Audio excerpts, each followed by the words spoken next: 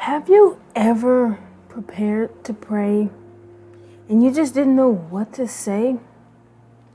You wanted to talk to God, but you didn't even know where to begin. It was like you started to speak and then you started feeling awkward, like things were getting repetitive, and then you even got discouraged. The Bible actually communicates to you for this exact moment. Sometimes people think prayer is supposed to sound so impressive or deep, like you just need to be perfect, or you have to have the perfect words for God. But prayer is not a performance.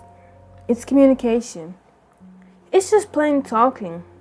Just as much as you would talk to someone beside you. It's plain. And one of the biggest mistakes that people make is thinking that they're just bad at praying. Like how?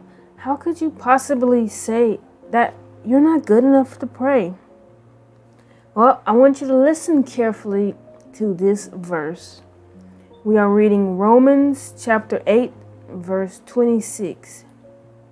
Likewise, the Spirit also helps in our weakness, for we do not know what we should pray for as we ought, but the Spirit itself makes intercessions.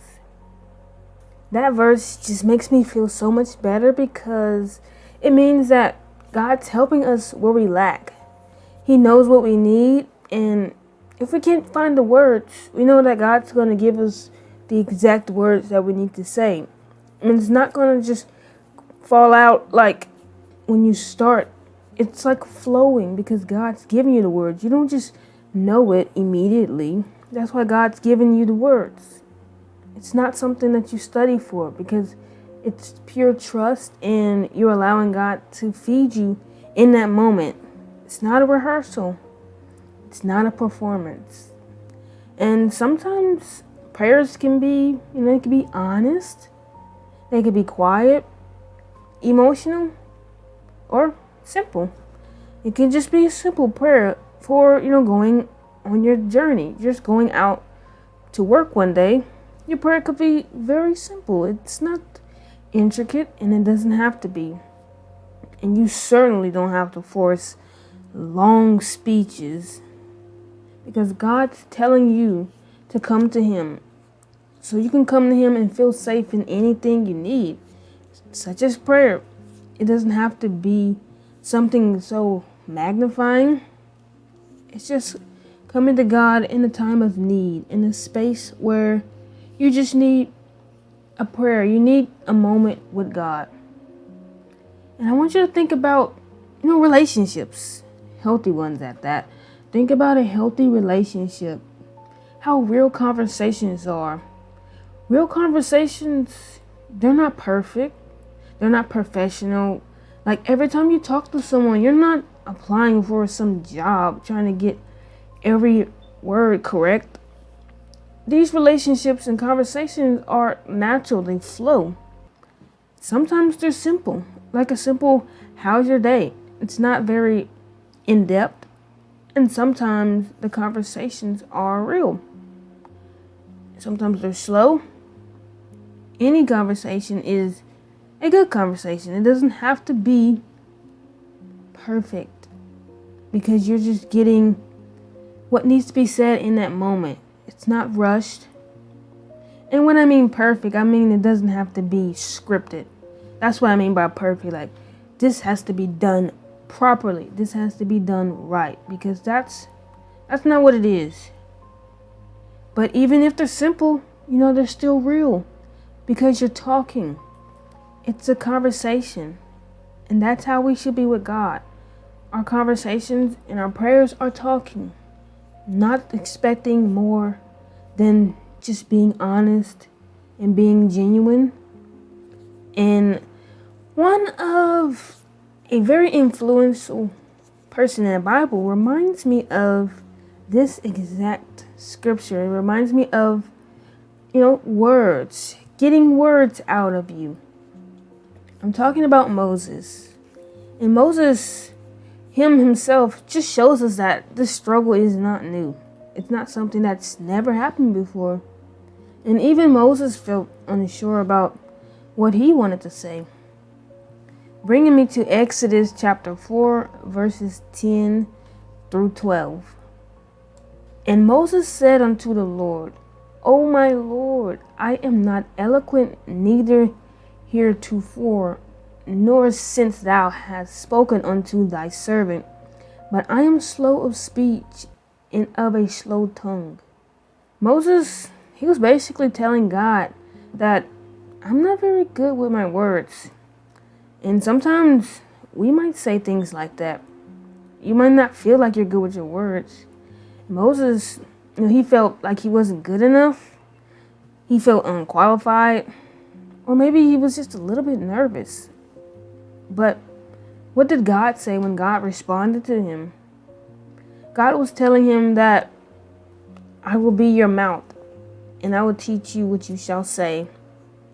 He told him that he was going to give him the words. And that's even farther down in that verse, reading down to the 12th verse. God's responding to Moses. And that was a very powerful statement that God told him, because God was telling him that he's going to give you the words. He's going to give Moses the words, just as he will with us today. He'll give us the words, whatever we need, whatever we want to express. He's going to give us those words. And it's also, it's very powerful because God still chose Moses. And it wasn't just because he sounded so precise or he sounded like an expert. God chose him for a purpose. And it doesn't matter what someone may feel on the inside. God sees a gift in you. He's going to choose you. Let me give you another verse. It's in Matthew chapter 6, verse 7 through 8. And it says, when you pray, do not use vain repetitions as the heathens do, for they think that they will be heard for their much speaking. Therefore, do not be like them, for your Father knows what things you need of before you ask him. We're going to break it down. First of all, vain. Like, you see the word vain. What does vain mean? Vain is exactly nothing. Vain is empty. Just an empty void. Nothing. It means nothing. No purpose. So he's saying do not use vain repetitions. Don't use meanings of words that just are pointless. Because it's almost like they're unnecessary. A heathen is a believer of many. Those who believe in so many things. And it sounds like it's very powerful, but it's simplicity that God, he's asking for. He's not asking for a lot of words. It's the simple things. And Jesus is teaching us, he's teaching us that prayer is not about trying to impress God or trying to have beautiful words. It's certainly not. Like just using your own words, something simple. Like performances and all of this is not going to be greater than just being genuine in your prayer. Because he responds to realness, not someone putting on a show. We all know what's fake and what's real. And if you're not being genuine in your prayer, or you're trying to please others, then you know that's not going to be real. That's not real. Being a people pleaser. So if you don't know what to say when you pray, just start simple. It's basic. It's not requiring much. God's not requiring much. And me, as a teacher, I'm not requiring much. I'm not asking for someone to be just the grandest, being the most powerful prayer that you can be. I'm asking you to just be coming from your heart. As long as you're coming from your heart, then it's perfect. It's not much information. that you can give than just to speak what God is asking for you to speak. And that's when we can go too far, when we start trying to be impressive and we're just trying to say and use words that some people don't even understand. You have to just be simple sometimes. And you basically, you just start simple. What's something simple? Well, you know that you can pray for things like, wisdom. You can say, God, I need wisdom. God, help me to understand more what I'm trying to learn about. If I'm reading the Bible, help me to understand. God, give me peace. You're praying for peace. Those are simple things. Or you can just say, God, I don't even know what to pray about right now. There are still prayers, because as long as you're asking for something of Him, you're needing guidance, it's a prayer. Saying you don't know is a prayer, because He'll give you the words of what to pray for. And sometimes the most honest prayers, those are the shorter ones. Those are the best ones, because you're saying what you need to say in that right time. And if you've been struggling with prayer lately, I want you just to remember that prayer is not about having perfect words. It's about bringing your real heart to God.